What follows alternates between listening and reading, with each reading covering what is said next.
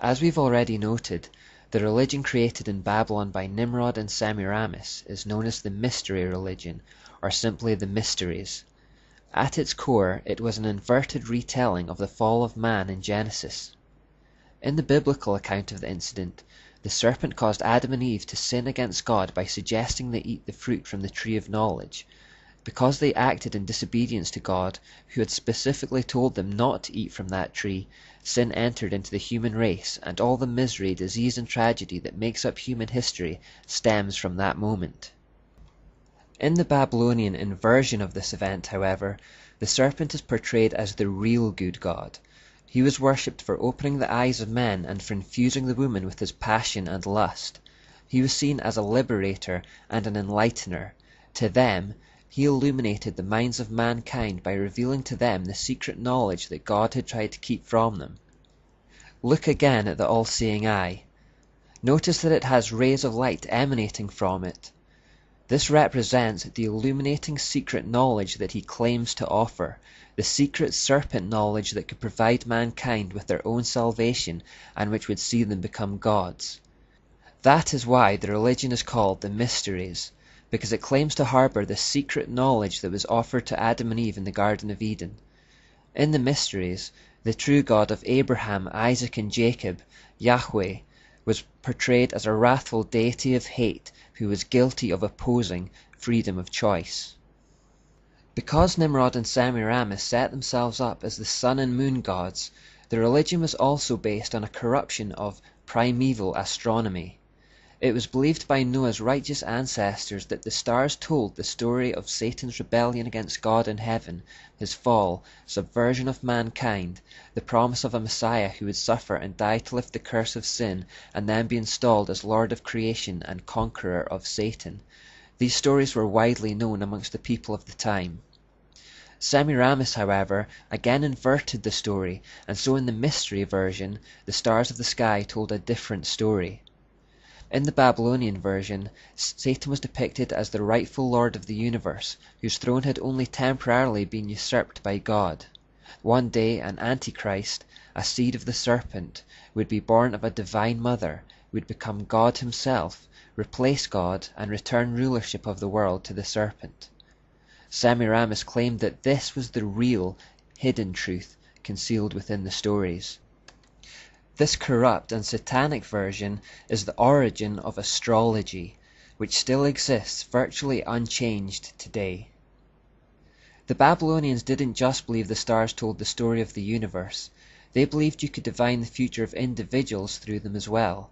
If the stars told the story of things that had passed, they could also tell the stories of things to come. They would therefore divide the sky into sections and give meanings to each section on the basis of the stars that are found there. According to the theory, a person's destiny is said to be determined by whatever section or sign he is born under. This is the origin of horoscopes. In times to come, astrology would pass to the empire of ancient Egypt, which is the place we most associate with pyramids today. The sacred mountain pyramids were constructed with certain mathematical relationships to the stars. The Sphinx also has astrological significance.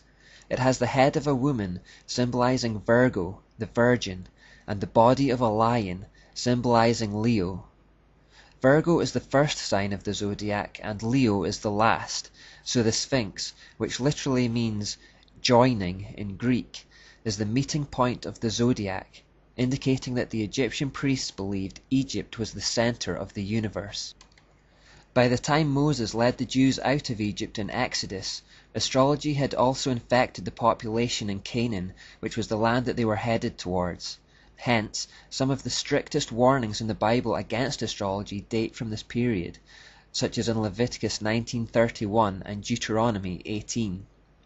The biblical denunciations of astrology identify the practice with demonism or Satanism, in the sense that Satan and his hosts were actually being worshipped in the guise of the signs, planets, and stars. And as mentioned previously, the leading lights of the sky, sun and moon, were worshipped in the form of Nimrod and Semiramis. Very significantly, a third leading light was identified in the sky that was 23 times more luminous than the sun, and therefore was considered to be the most important star in the sky. This star is known as the Dog Star, Sirius, or the Morning Star, because it's still visible even in the morning light. Remember in Isaiah 14:12, Lucifer is referred to as that name. When allied with the sun and moon, the morning star completes an unholy trinity of lights personified in Satan, Nimrod, and Semiramis. One of the key elements of the mysteries that I also want to emphasize is the hierarchical structure that they contained. The secret illuminating knowledge from the serpent was not to be freely distributed to the unworthy. You would have to become initiated into the religion and then work your way through ascending degrees of revelation and knowledge. This ascension through the levels was considered to be a journey from the darkness of ignorance to the light of knowledge, a process of enlightenment. Progression was propagated by a hierarchy of priests and priestesses, and were marked by fearful rites of passage and oaths of secrecy, which, if broken, would lead to death. Similar oaths of secrecy are sworn today by other hierarchical institutions, like the Freemasons and Jesuits, but more about them later. The further along in the process you were, the more enlightened you were considered. The more enlightened you were, the more you could look down your nose at the unenlightened. The hierarchical structure of the mysteries was designed to create inequality amongst men based on what they knew. It can itself be best visualized in the form of a pyramid or ziggurat again, wide at the base and increasingly narrow as you rise through the levels towards the peak. The idea is that there is an average mass of people at the bottom of the pyramid who are ignorant, blind fools, with an increasingly small number of enlightened people towards the top. The very top, the capstone as it were, is Lucifer himself, the giver of light. If you've read or seen Harry Potter, you'll be vaguely familiar with this concept. In those stories, the name Muggle is given to the majority of people in the world who go about their lives utterly oblivious to the wizarding world that is actually all around them, or at least very close at hand. We are encouraged to think of Muggles as idiots, and indeed the Oxford English Dictionary has even picked up on the word and defines it as an individual who is clumsy or unable to acquire a new skill.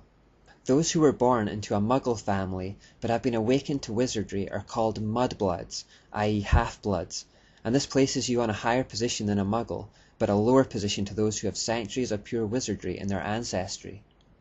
J.K. Rowling here, as in many aspects of her books, is actually giving insights into real occultism. The word occult means hidden or concealed, and it is the modern name by which the ideas of the mysteries have come to be known today. When you have people involved in the occult, the information, knowledge and power that they are trying to tap into is the exact same as that serpent knowledge which originated in Babylon. The idea of occultism retains the concept that there are a powerful, enlightened or illuminated few at the top who see things as they really are, and the rest are kept in the dark, mere ignorant fools. The enlightened few consider the average mass of people to be almost subhuman, like cattle, who deserve to be led like cattle and treated like cattle. This knowledge hierarchy is replicated in almost all occult societies today, like Freemasonry for example, and it fulfills an important function of allowing Satan to pervert by small degrees. Those at the lower levels of Freemasonry have absolutely no idea of what they are actually involved in. It is only as they slowly rise through the degrees that they have the true information revealed to them. By perverting in small stages and in the passing of time, people lose sight of just how far they're straying and can be led to accept things that they would otherwise have flatly rejected if they had been given the full revelation from the start. Just a little change here, a little change there, it's not so much.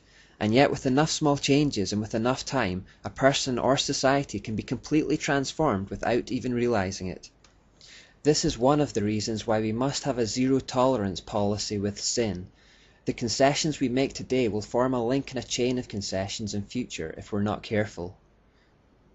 This kind of system that needs to keep knowledge concealed from the masses, by its very nature, necessitates the use of symbolism, gestures, monuments, secret words and signs to ensure that those in the dark are kept in the dark.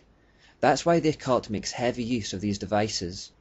They use symbols that are packed with meaning for the initiated, but which mean absolutely nothing to the average man. By using symbols, information can be communicated by being hidden in plain sight. That is, they are in the open air for all to see, but they are not recognized or interpreted by the average person. It is also for this reason that the occult always hides behind outward facades of neutrality, goodness, or even holiness. I mentioned this earlier, but don't expect evil to have an obvious outward appearance of evil. That's not how Satan wins people to himself. More often than not, he disguises himself as an angel of light to seduce, which is why discernment becomes one of our most important tools in these last days. It is also for the same reason that dual meanings are prevalent in the occult world. Wherever there is a dark infernal truth to be communicated, there is almost always a false but light and seemingly good cover story. The public are given the false cover story in order to keep the dark truth concealed. The initiated and the enlightened only are aware of the true meanings. By using the system of doublespeak and deception, occultists can speak a sentence containing words which mean something to fellow occultists, but which mean something very different to the average person.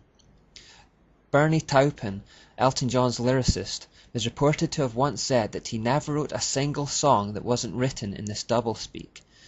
The average listener hears Elton John's lyrics and either doesn't discern a message at all or thinks they discern a light and wholesome one, while in reality they are telling quite a different message to the initiated. Closely related to this concept is the idea that light and darkness emanate from the same source. Nimrod and Semiramis were the sun and the moon, the leading lights of the day and night, but they were two separate manifestations of the same source, Satan. So the idea is that there's one force which has a light masculine side and a dark feminine side. If you've seen Star Wars, you'll be familiar with this concept. The force is considered neutral, but can be used for good or evil. Or what about the Wizard of Oz, where it's explained that there can be good witches or bad witches?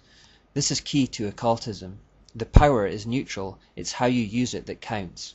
And speaking of songs with double meanings, Bernie Taupin also of course wrote the lyrics to a Wizard of Oz related song, Goodbye Yellow Brick Road.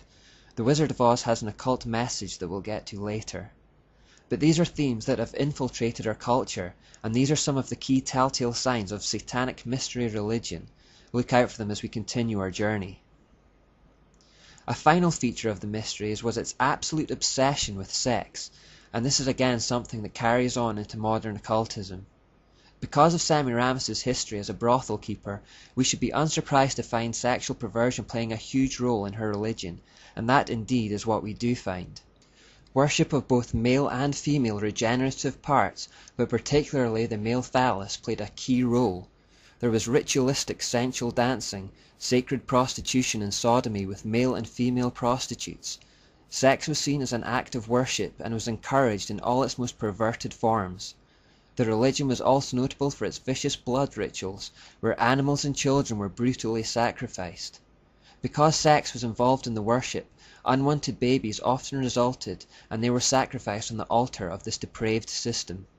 The religion also involved the use of magic, conjuring, channeling and sorcery. In fact, the worship in the religion involved the most vile and evil forms of immorality imaginable.